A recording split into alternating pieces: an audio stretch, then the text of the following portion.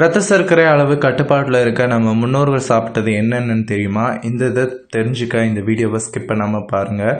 நீரிழிவு காரணமாக உடலின் பல்வேறு பகுதிகள் பாதிக்கப்படக்கூடும். நீரிழிவை கட்டுப்படுத்த மாத்திரைகள் இருந்தாலுமே அது மட்டும் போதுமானதில்லை. உங்களோட தினசரி உணவில் மாற்றத்தை கொண்டு வருவதன் மூலம் ரத்த சர்க்கரை அளவை குறைக்க முடியும்.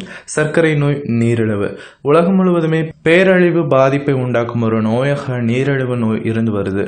ஒவ்வொரு ஆண்டுமே லட்சக்கணக்கான மக்கள் நீரிழிவால் இறக்க நேரிடுது. நீரிழிவு யாருக்கு வேண்டுமானாலும் ஏற்படலாம். பொதுவாக இரத்த சர்க்கரையில் உண்டாகும் உயர்நிலை நீரிழிவு என்று அறியப்படுது.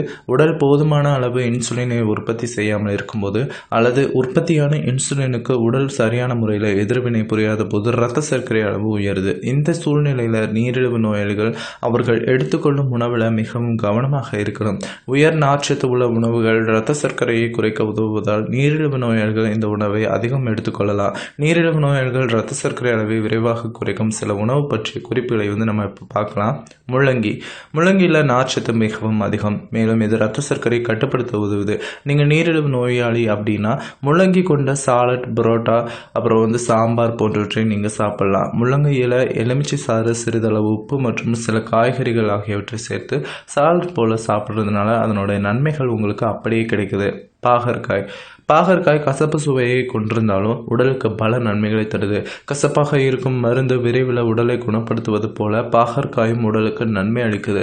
பலருக்கும் அதன் கசப்பு தன்மை காரணமாக பாகற்காயை பிடிக்காமல் இருந்தாலும் எடை இழப்பில் சிறந்த முறையில் உதவும் பாகற்காய் இரத்த சர்க்கரை கட்டுப்படுத்தவும் உதவுது. பாலிபெப்டைட் பி அல்லது பி இன்சுலின் எனும் கூறு பாகற்காயில் உள்ளது. இதனால் நீரிழிவு கட்டுப்படுத்தப்படுது. கேழ்வரகு கோதுமையில் கார்போஹைட்ரேட் அளவு அதிகமாக இருக்குது. அதனால் நீரிழிவு நோயாளிகள் அதன் அளவை குறைப்பது நல்லது.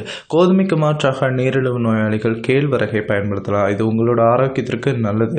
ராகி என்று அறியப்படும் கேழ்வரகுல நார்ச்சத்து, கால்சியம் மற்றும் அத்தியாவசிய அமினோ அமிலங்கள் இருக்குது. இதனால் இதன் ஊட்டச்சத்து மிக அதிகம். நீரிழிவு நோயாளிகள் ராகி தோசை அல்லது ராகி பரோட்டா செய்து சாப்பிடலாம்.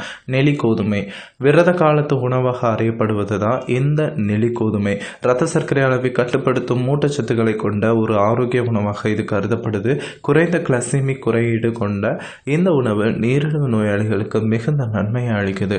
வியூவர்ஸ், இந்த வீடியோ உங்களுக்கு பிடிச்சிருக்கும்னு நினைக்கிறேன். இந்த வீடியோ உங்களுக்கு பிடிச்சிருந்தால் லைக் பண்ணுங்கள், ஷேர் பண்ணுங்கள். இந்த வீடியோ பற்றின கமெண்ட்ஸ் ஏதாவது பண்ணணும் அப்படின்னா கீழே இருக்கிற கமெண்ட் பாக்ஸில் கமெண்ட் பண்ணுங்கள். மறக்காமல் கீழே இருக்கிற அந்த ரெட் கலர் பட்டனை சப்ஸ்கிரைப் பண்ணிக்கோங்க. கூடவே இருக்கிற பெல் ஐக்கானையும் ப்ரெஸ் பண்ணிட்டீங்கன்னா நம்மளோட சேனலில் போடுற ஒவ்வொரு வீடியோஸும் உங்களுக்கு அப்டேட்டாக கிடைக்கும்.